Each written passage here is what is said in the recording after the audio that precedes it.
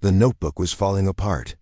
Sylvester Stallone sat on a bench in Central Park in 1974, holding a black composition notebook with a worn cover and pages stained with coffee rings, sweat, and what might have been tears.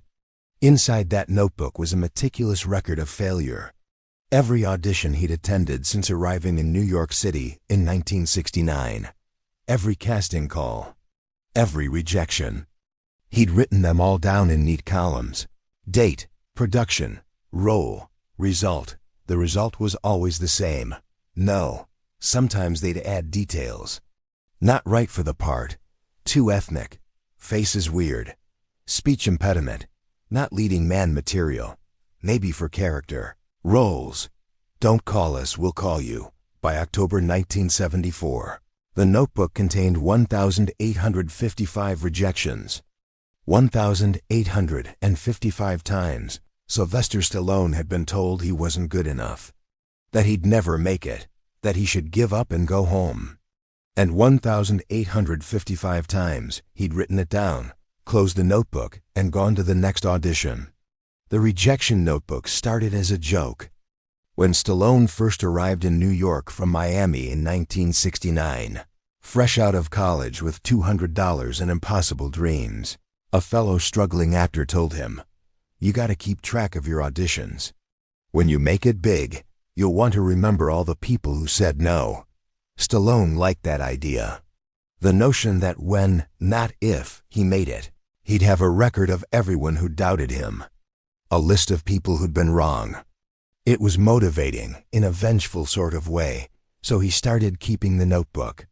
At first, it was fun. The first few rejections felt like badges of honor. Every actor got rejected, right? This was just part of the process. Paying dues, building character. Rejection number 1, off-Broadway play, waiter number 3, too tall. Rejection number 2, toothpaste commercial. Not smile-friendly enough. Rejection number 3, soap opera day player. Can't understand what you're saying. By rejection number 50, it was less fun. By rejection number 100, it was painful. By rejection number 500, it was soul-crushing. But Stallone kept writing them down. Because stopping would mean admitting defeat. And Sylvester Stallone didn't know how to admit defeat. The notebook became his obsession. Every morning, Stallone would check the trades, Variety, Hollywood Reporter, backstage looking for casting calls. He'd circle every single one that he remotely qualified for. Then he'd map out a route through Manhattan, hitting as many auditions as physically possible in one day. His record was 17 auditions in a single day. 17 different production offices, 17 different casting directors, 17 different ways of being told no. Some days were worse than others. Some casting directors were kind about it. "You've got potential, kid. Keep working on your craft." Others were brutal. "You're wasting everyone's time. Go back to wherever you came from." The physical rejections where they'd take one look at him and say, next before he even opened his mouth, those hurt the most. Because it meant his face, his appearance, his very existence was wrong for what they wanted. His facial paralysis, the drooping eye, the crooked smile, the slurred speech marked him as different. And different was unemployable. Stallone would leave those auditions, find a quiet place, and write it down in the notebook. Production name. What they said, how he felt. Then he'd close the notebook and go to the next one. By 1970, Stallone had been rejected over 400 times. He was supporting himself with whatever work he could find. He worked as an usher at a movie theater until he was fired for trying to scalp tickets. He cleaned cages at the Central Park Zoo. He moved furniture. He worked at a fish market, gutting fish for $1.50 an hour. The smell never fully left his hands. Even after scrubbing with soap and lemon juice, even after hot showers, his hands smelled like fish. It was humiliating going to auditions smelling like that. One casting director actually stopped him mid-audition. "Do you smell that? It's like dead fish." Stallone mumbled something about his job. The casting director wrinkled his nose and said, "Yeah, this isn't going to work. Next." Rejection number 427. Written a notebook with shaking hands and rage he couldn't express. He lived in an apartment that was essentially a closet, literally 200 square feet, with a hot plate, a mattress on the floor, and a shared bathroom down the hall. The rent was $80 a month, and he was always behind. The landlord threatened eviction monthly. Some nights, Stallone would sit on his mattress, surrounded by the darkness of that tiny room, and read through his rejection notebook. All those no's, all that failure, all that evidence that maybe everyone was right, maybe he should quit. But then he'd think, one more audition, just one more. Maybe tomorrow is the day, and he'd close the notebook and try to sleep. By 1971, the rejections had reached 800. Stallone's family was worried. His mother, Jackie, called him from Philadelphia. "Sylvester, maybe it's time to come home, get a real job. You've tried. Nobody can say you didn't try." His father, Frank Sr., was less gentle. "You're 25 years old. You're living like a bum. You're chasing a fantasy. Grow up." His wife, he'd gotten married in 1970 to Sasha Chak, a photographer he'd met in New York, was supportive but exhausted. She worked to support them both while Stallone went to auditions and came home defeated. The stress was destroying their relationship. "How many more rejections?" she'd ask. "How many more before you admit this isn't working?" Stallone didn't have an answer. He just had the notebook, and the need to fill it with one more entry, then one more, then one more. Some rejections were worse than others. Rejection number 734 haunted him.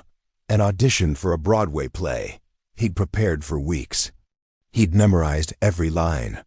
He'd practiced in front of mirrors, worked with a dialect coach he couldn't afford, done everything right.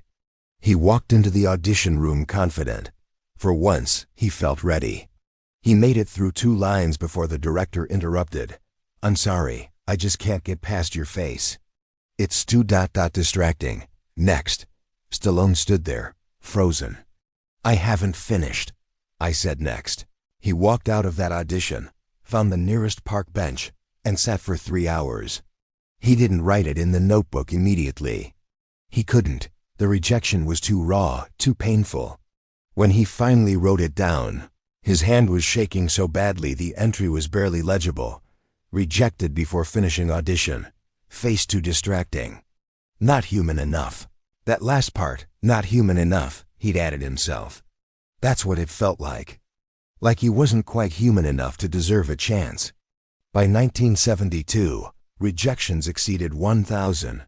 1,000 times, Sylvester Stallone had been told no. 1,000 auditions. 1,000 dreams deferred. He started having panic attacks before auditions. His heart would race. His hands would shake. He'd have trouble breathing. The anticipation of rejection became almost worse than the rejection itself. But he kept going. Because what else was there? He'd invested too much to quit. 5 years of his life. Thousands of auditions. All that rejection documented in the notebook. If he quit now, all of that meant nothing. All that suffering would have been for nothing. The notebook became a kind of proof. Proof that he'd tried. Proof that he'd endured. Proof that whatever happened, he hadn't given up. When he hit rejection number 1,000, a commercial audition, where they said he didn't have a commercial face, Stallone did something unusual. He went to a bar, bought a beer with money he didn't have, and toasted himself. "Here's to 1,000 people being wrong," he said to himself. "And to however many more it takes until someone says yes." The bartender looked at him like he was crazy. Maybe he was. 1973 brought more of the same. The rejections continued. Rejection number 1,100. Rejection number 1,200. Rejection number 1,300. Each one documented. Each one recorded. The notebook was running out of pages. Stallone bought a second notebook, then a third. Friends from his acting classes started dropping out. "This isn't worth it," they'd say. The rejection, the poverty, the humiliation, it's not worth it. Stallone understood. But he couldn't quit. Something inside him, stubbornness, delusion, determination, call it what you want, refused to let him walk away. He'd audition for anything: television commercials, industrial training films, student movies, background roles where he wouldn't even have lines. He didn't care. He just needed one yes. One person to take a chance. Rejection number 1456 was particularly memorable. An audition for a gangster role in a low-budget crime film. The casting director told him, "You've got the look, you've got the physicality, but I can't understand half of what you're saying. If I can't understand you, audiences won't understand you." Stallone tried to explain about his facial paralysis, how it affected his speech, how he'd been working with coaches to improve. The casting director cut him off. "Look, I'm sure you're trying, but this is a business. We need actors audiences can understand.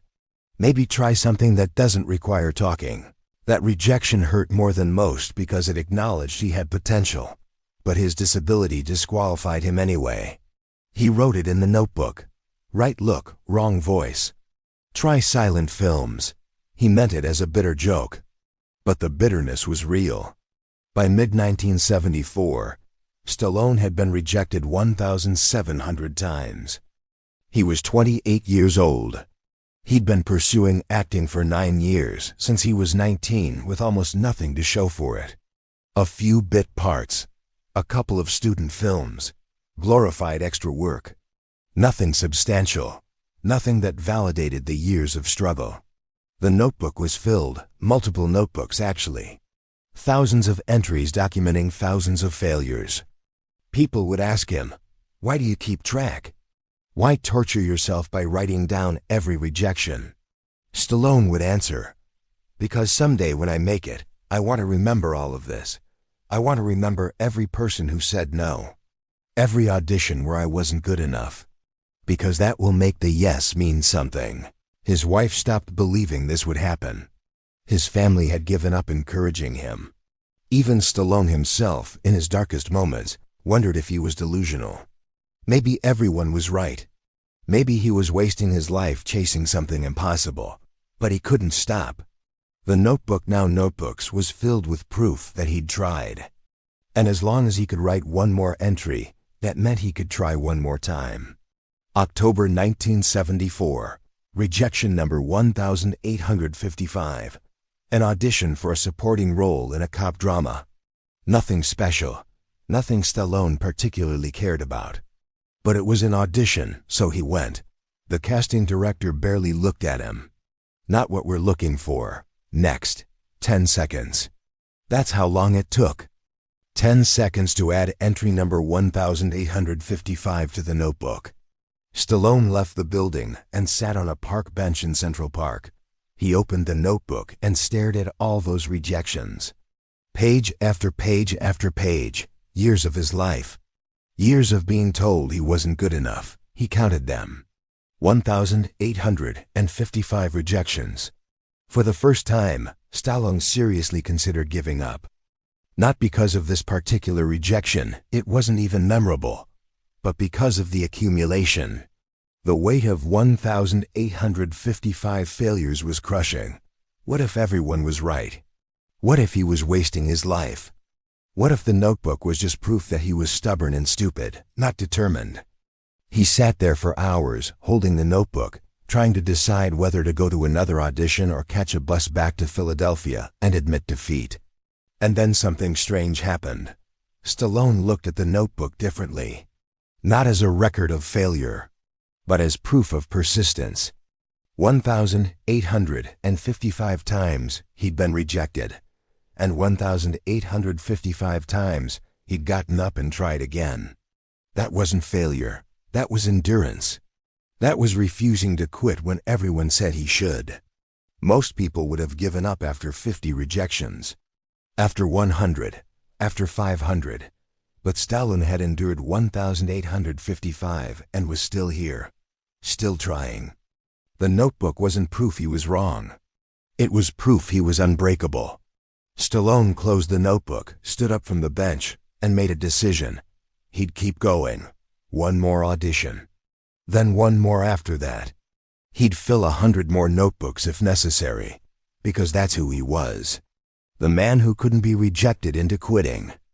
6 months later, Stallone would watch the Ali versus Wepner fight and write Rocky in 72 hours.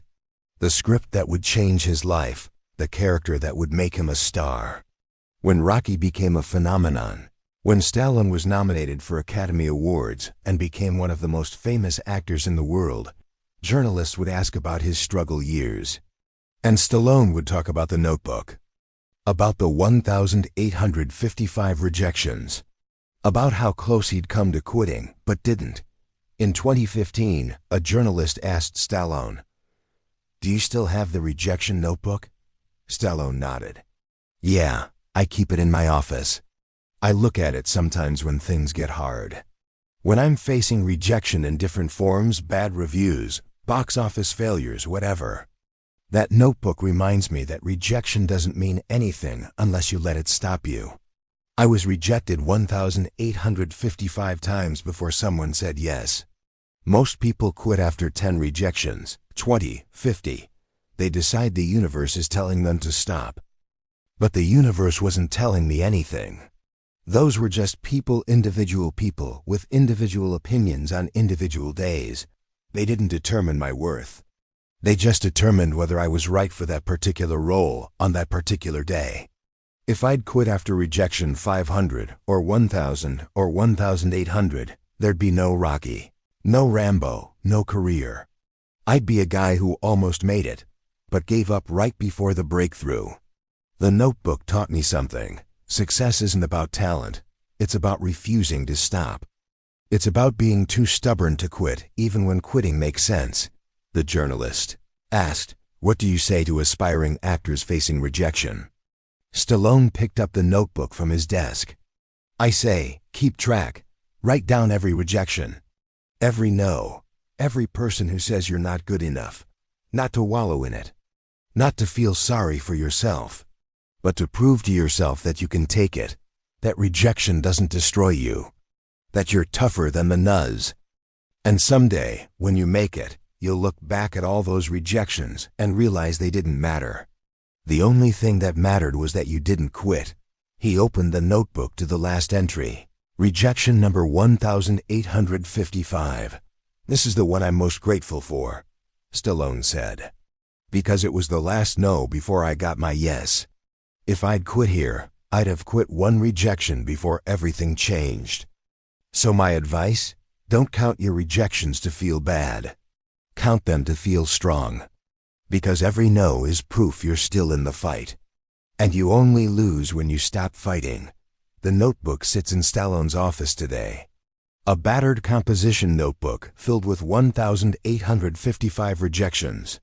Evidence of years of failure and years of perseverance. Proof that Sylvester Stallone was told number 1,855 times and kept trying anyway. Most people remember Rocky, the Oscar nominations, the fame, the success. But before any of that, there was the notebook. The record of every time someone said Sylvester Stallone wasn't good enough.